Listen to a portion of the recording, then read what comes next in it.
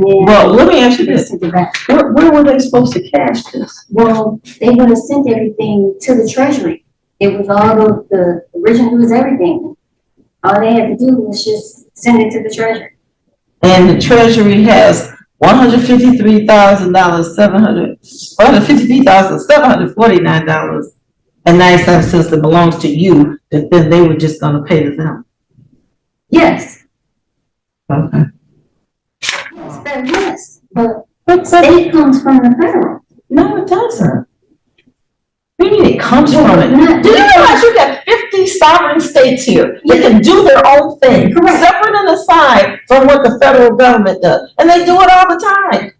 Today, in the courtroom of Judge Sheila Johnson, we have a rather peculiar case on our hands, featuring a female sovereign citizen that has gone too far. This woman had the audacity to actually try and purchase a home with a magical check, although she claims the Treasury Department will ultimately fund the purchase.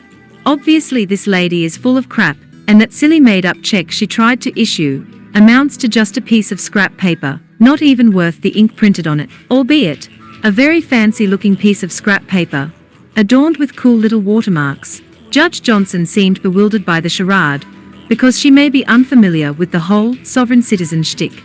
But will she be naive enough to take the bait and feed into any of those nonsense arguments? Or will she laugh this woman out of the courthouse and make her do the walk of shame? Stay tuned to find out. It seems to me, Your Honor, that the lady standing to my right is trying to challenge the foreclosure. That time period has well passed, and this is not the court to do that. Yeah, we're in the wrong court. No, we're not, Your Honor. Yeah, because I'm not a tenant. I'm a owner. Well, that's just the characterization of landlord and tenant. But it's for anybody that's in premises where they don't have the right to possess them. They can come here. And the right to possess is based upon who has the deed, basically. And in this case, they're saying they got a sheriff's deed because the property was properly, they claim, properly foreclosed upon. If you're challenging the foreclosure, I don't know what you're claiming that's wrong with the foreclosure. Well, the note was separated from the mortgage, number one, and you can't do that. Okay. And Your Honor, that's against the law. When you purchase a home, there is a promissory note and there's a deed that is provided. Those are two separate and distinct things. We are not discussing that. We are discussing whether or not my client has the legal right to possession of this property, and that there is no defense. There is a defense. Well, ma'am, you say you filed another case about to quiet this title because you believe something was wrong with it. Oh yeah, no, I don't believe. I have proof. I have a. So where's the other case pending? That's what I was trying to get down there to file it. I just haven't made it. But I will be there this week for sure. Because right now, all I have is what they provided to me. And I didn't send you a copy of what I had sent them when I tendered the payment and they sent it back. But ma'am, I don't know what you mean by payment. He says it wasn't a check. What was it? Okay, it was a negotiable instrument that could have been used as a check, but it was. Well, what was behind it? What kind of negotiable instrument? Well, it was connected to the Treasury. may I approach? The Treasury? Like the U.S. Treasury? Yeah, well, the Michigan Treasury, not the big one. I would ask, is this what you're?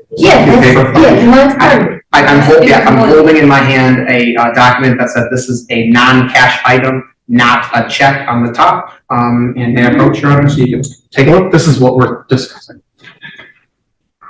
Okay. I don't know what this is. It's got some numbers on it. It's not drawn from a bank. It's not a check. It was going to be drawn payable through Tracy Moore and done in good faith. That's her address. It says it's paid to HP Foreclosure. And then it has the United States Treasury, Pennsylvania Avenue, real property for set off an adjustment. And it's signed by Miss Moore without recourse. It says void where prohibited. Non-cash item per 12 CFR subsection 229.2 U1, 2, and 4. And it says here, this is a non-cash item as defined by that section I just said of CFR and issued according to 12 CFR 229.2 K3 and 4. Non-cash item is an item that would otherwise be a check, except that a passbook, certification, or other document is attached, or is accompanied by special instructions as a request for special advice on payment or dishonor, or it has not been pre-printed or post-encoded in magnetic ink with the routing number of the paying bank. I believe, in other words, it's a piece of paper. It's nothing. A negotiable demand draft by the U.S. Treasury, a demand draft drawn on the state government or unit of general local government that's not payable through a bank. Okay, I mean, you just, I don't know what this is, but you said that no money accompanied this. So, and this was, I don't know when it was dated, June 10th. Mm-hmm. It was within the time period. But they held it and then. Well, let me ask you this. Sent it back. Where were they supposed to cash this? Well, they would have sent everything to the Treasury. It was all the original, it was everything. All they had to do was just send it to the Treasury. And the Treasury has $153,749.97 that belongs to you, that then they were just gonna pay to them. Yes. Okay. I don't see how that could happen.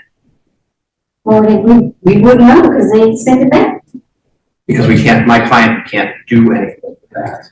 Well, when I called, why didn't they say that? They held it for 2 weeks.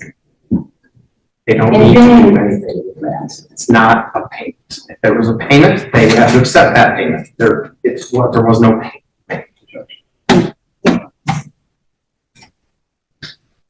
So, other than your issues thinking that something's wrong with the foreclosure itself. Oh yeah, if I had a securitization audit done, Okay. and it shows it, and Well, ma'am. I I guess my question is this: if I'm going to have a trial, which is what the date was originally scheduled for, I just see some real question of fact. I'm not exactly seeing it. I got a sheriff's deed, and I know it's a redemption period of 6 months. You got this, which is, to my knowledge, not any type of cash item. And I don't see how where they would take it to even try to remit or cash it.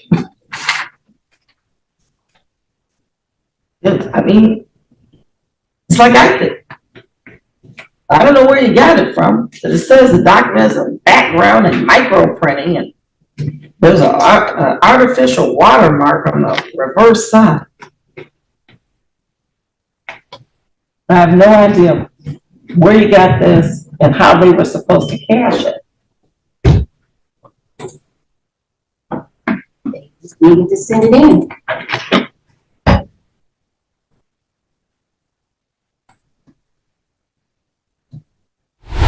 And I would like to know, how do they have title if I'm living in a home? I thought 9/10 of it was possession. I don't know what that means. I can tell you that they went through what is known to be a ballot process in Michigan, which is a foreclosure by advertisement. That is so not constitutional. And that was why I had brought up your oath also, to kind of make sure that I got a little help, because you took an oath to uphold the Constitution. And that, I'm very fully willing and able and capable of doing that. But where's the constitutional issue here? well, that's This is a matter of Michigan statute. no, but it's not a law. Statutes are not laws. Okay, well, then what are they? What do you mean, what are they? If they're not laws, what are they're on the They're book? not. They're on the books as laws in But the they're not state. So guidelines. I'm not sure if they're not laws to you, what are they? No, I mean, they're laws in a sense, but not laws by the Constitution. They're not laws made from Congress. Congress makes the law. Remember, there's federal law and there's state law. Yes, but state comes from the federal. No, it doesn't. What do you mean it comes from it? Not- Do you realize you got 50 sovereign states here that can do their own thing, Correct. separate and aside from what the federal government does? And they do it all the time. All the time. What they can't do is something that is a constitutional violation of their state constitution or the federal constitution. I don't see what this is a violation Wait, hold on. of a constitution. Just to foreclose on property when the bill hasn't been paid. But it was foreclosed unlawfully from Huntington. They didn't have a right to foreclose. They separated the note. And that's a known fact. They never recorded the note. They recorded the mortgage. And you're not supposed to do that. That's what part of the affidavit said on the man, the gentleman that did the audit for me. That is not lawful. Your Honor, if that's the case, there was plenty of time to challenge that in the circuit court. This is not the forum for that. The time has lapsed for that to be challenged. No, it's fraud. It's always a challenge in fraud. You know, I've got some case law somewhere on the fact that, you know, the time to challenge these kinds of things in the foreclosure would be during the time that you have redemption. It would be at the circuit court. I mean, at this point, the redemption period is over, but if there's something that went wrong with it, the circuit court could rule on it, but you don't even have a case there. Or I will. I'm working on it. Well, you know, ordinarily, I mean, this would be the trial date, but I just don't see where the issue of fact is that would require us to actually have a trial in this instance. What I'm asking you, can you give us a trial date, please? This is the trial date. Oh, okay, I just misunderstood you. Yeah, this is the trial date. And of course, I'd have them call witnesses if I thought it was necessary, but I don't see where it's necessary. I mean, all the documentation he has looks good, and you don't have any documentation that says this is not good, except for your statements that you believe are accurate. And if you wanted to file something, you have plenty of time to file something, Ms. Moore, to challenge this in the proper court. This court just says, was there a proper foreclosure? You know, did they follow? There's just a process. There's procedures, you know. When they file it, they have to give certain notice, do certain things, give a redemption time. They still didn't do that properly. Well, what didn't they do? Well, they were supposed to have served me, and they didn't. They Served just you with what? served me on the first paperwork. They were sticking stuff on. So you're saying it was never noticed in any kind of way? It wasn't tacked? No, I'm not saying never, but I wasn't personally served. You don't have to be personally served if they can't find you personally. They have alternate means to tack and do Yeah. things. They didn't really. But still, this, Did you want to This add case- something? No, Your Honor, I'm just asking for a judgment to issue. you know, I agree.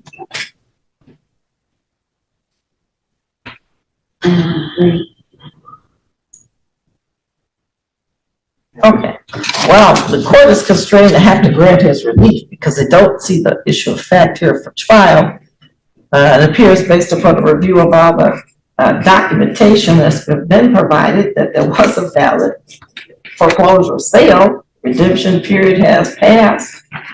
There was some type of something proffered that doesn't appear to be no legal tender for the, I guess, the redemption amount. And if there is any question about the foreclosure itself or the validity of this tender, I think at this point should have been litigated at the circuit court. So I'll go ahead and give the judgment of possession for the plaintiff. I object. Objection. Yeah, and you'll have, after I sign this judgment, you'll have 10 days to file an appeal.